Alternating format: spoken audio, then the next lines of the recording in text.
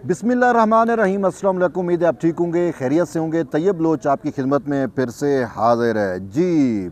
आज एक बड़ी खुशखबरी लेके आपके साथ हाजिर हुआ हूँ। बड़ी इम्पोर्टेंट डेवलपमेंट है जिसका मुझे, आपको, सबको शिद्दत से इंतज़ार था। और कहा जा रहा था कि क्या मौलाना साहब जो है वो मुजव्वज़ा जुडिशल पैकेज पर हुकूमत का साथ देंगे, नहीं देंगे, क्योंकि कोशिश की जा रही थी। आपके सामने है, मौलाना साहब के पास सदर जरदारी गए, मौलाना साहब के पास शहबाज शरीफ गए, फिर मोहसिन नकवी साहब भी खसूसी जो है वो मुलाकातें करते रहे। हर हद्दुल मकदूर उनने कोशिश की, अटैम्प्ट्स की कि मौलाना साहब जो है वो जुडिशल पैकेज पर जो है वो राज़ी हो जाएं। तो अब मौलाना साहब जो है वो किसी हद तक राज़ी हो चुके हैं, लेकिन मैं यूँ कहूँगा कि मशरूत तौर पे राज़ी हुए हैं। अब वो शराइत क्या है मैं उसमें तो नहीं जाऊँगा, लेकिन एक बात कहूँगा कि जो हुकूमत चाह रही थी उनमें से बहुत सारी बातों पे मौलाना साहब ने इत्तफाक कर लिया है, या बिल्कुल वही चीज़ें जो हुकूमत की अटैम्प्ट्स है, जो हुकूमत की कोशिशें हैं, मौलाना साहब ने भी उन्हीं चीज़ों को प्रपोज़ कर दिया है मुजव्वज़ा तरामीम के लिए। और मौलाना साहब ने ये ज़रूर कहा है कि पार्लिमान की सुपरमेसी पर हम आवाज़ जो है हर्फ नहीं आने देंगे। ये पार्लिमान के हवाले से फ़ौज और अदलिया दोनों को पार्लिमान की सुपरमेसी का हर मुमकिन ख्याल रखना पड़ेगा। उन्होंने कहा अगर वो हमारा जो है वो सुपरमेसी को जो है वो मानेंगे तो फिर हम उनको भी मानेंगे। लेकिन इसके साथ साथ अदलिया से मुतल्लिक उन्होंने एक बात तो बड़ी वाज़ेह की, वो शायद मौलाना साहब का असूली मौक़िफ़ है कि मैं एक्सटेंशन के ख़िलाफ़ हूँ, चाहे वो किसी चीफ़ जस्टिस की हो, चाहे वो आर्मी चीफ़ की हो। उन्होंने आर्मी चीफ़ की एक्सटेंशन से मुतल्लिक हवाला देते हुए कहा कि हमें याद है कि इस पार्लिमान का बाजू मरोड़ कर वो एक्सटेंशन ली गई थी, लेकिन उस आर्मी चीफ़ की एक्सटेंशन में भी जो किरदार है, मेन जो मरकज़ी किरदार, जो मरकज़ी इनिशिएटर थे, वो सईं मंसूर अली शाह साहब हैं, क्योंकि उन्होंने घड़ी को आगे करके जो है पार्लिमान के गले में डाल दिया था और पार्लिमान को कहा था कि आप जो है इसको तोसी दें। फिर बेचारी पार्लिमान क्या करती, पार्लिमान ने भी दे दी।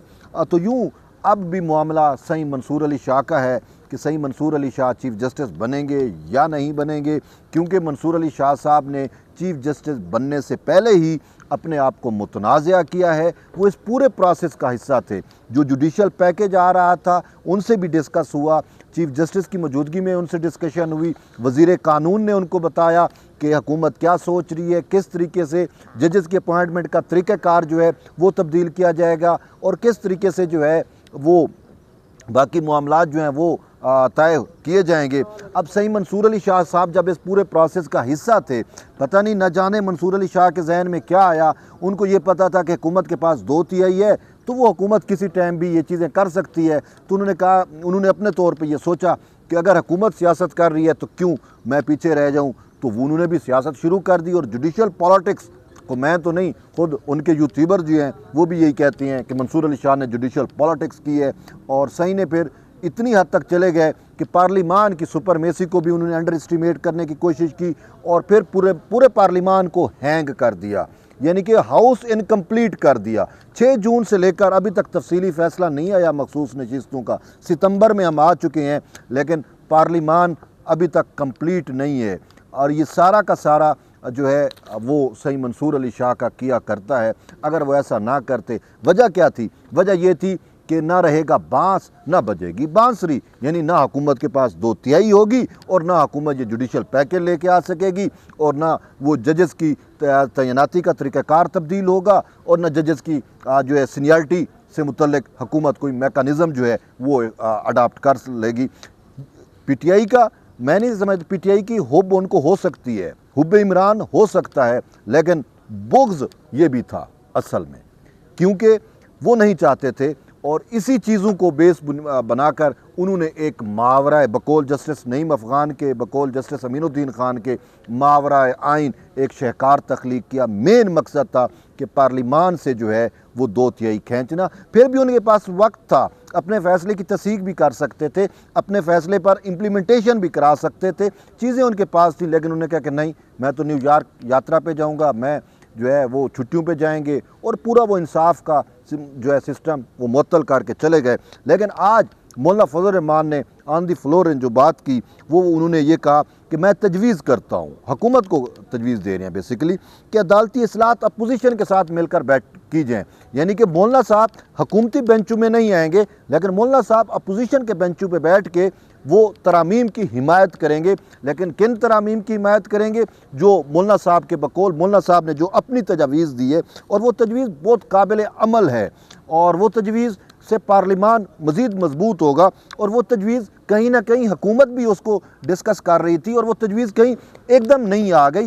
तकरीबन पिछले 10-15 सालों से जो स्टेक होल्डर्स हैं जुडिशरी के, जिसमें ख़ुद पार्लिमान भी है और ज़्यादातर जो वकला हैं उनका भी मुतालबा था, उसको बेस बुनियाद बनाकर मौलाना साहब ये कहते हैं कि मैं तजवीज़ करता हूँ कि जुडिशल कमीशन और पार्लिमानी कमेटी का मुश्तरका इजलास होना चाहिए, और उस इजलास में चीफ जस्टिस ऑफ पाकिस्तान का तकर्रुर होना चाहिए।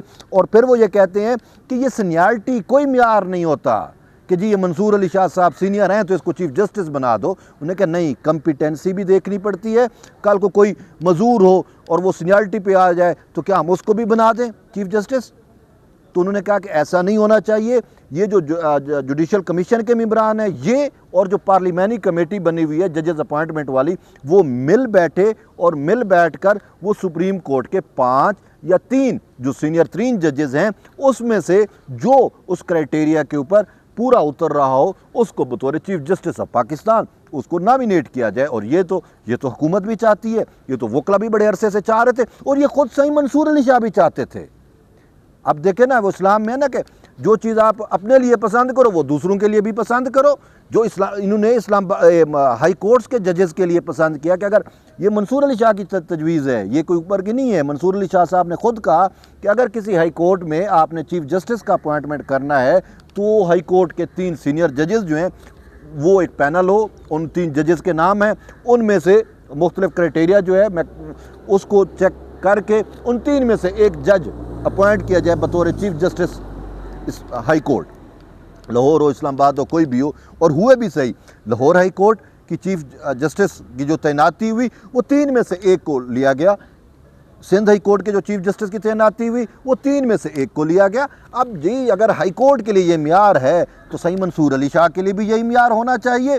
तो अब मौलाना साहब की मैं इस तजवीज़ से बिल्कुल इत्तफाक करता हूँ, और होपफुली हुकूमत भी इत्तफाक करेगी। अगर पहले 5 सीनियर जजेस में से चीफ जस्टिस अपॉइंट होना है या 3 में से भी होना है तो फिर सही मंसूर अली शाह तो नहीं होंगे, क्योंकि इन्होंने तो ख़ुद को मुतनाज़ बना दिया।